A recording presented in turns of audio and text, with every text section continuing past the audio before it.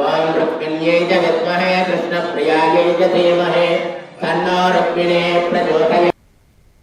వైకుంఠ ఏకాదశి పర్వదినాన్ని పురస్కరించుకుని చిత్తూరు జిల్లా కాణిపాక వరసిద్ధి వినాయక స్వామి వారి అనుబంధ ఆలయమైన శ్రీ వరదరాజస్వామి ఆలయంలో మహోత్సవం వైభవంగా ప్రారంభమైంది. ఉదయం 3:30 తిరుమల సేవ అనంతరం 5 గంటలకు స్వామివారి ఉత్తర ద్వార దర్శనాన్ని ఆలయ అధికారులు ఏర్పాటు చేశారు. ఆలయ ప్రధాన అర్చకులు శ్రీనివాస భట్టాచార్యులు స్వామివారి కైంకర్యాలు నిర్వహించగా ఈ సందర్భంగా ఈవో పెంచల కిషోర్ మాట్లాడుతూ తిరుమంజనం అభిషేక కార్యక్రమాల అనంతరం ఉత్తర ద్వారం ద్వారా స్వామివారి దర్శనానికి భక్తులు పోటెత్తినట్లుగా తెలిపారు.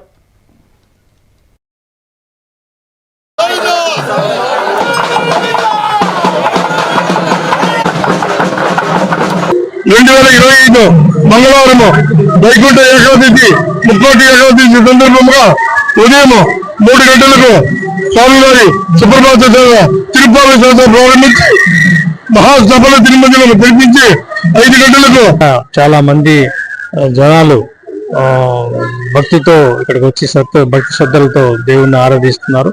మరింత ఏర్పాట్లు చేసి మరింత డివోటీస్ భక్తులు ఈ దేవాలయానికి వచ్చేలాగా తదుపరి చర్యలు ఉంటాయి.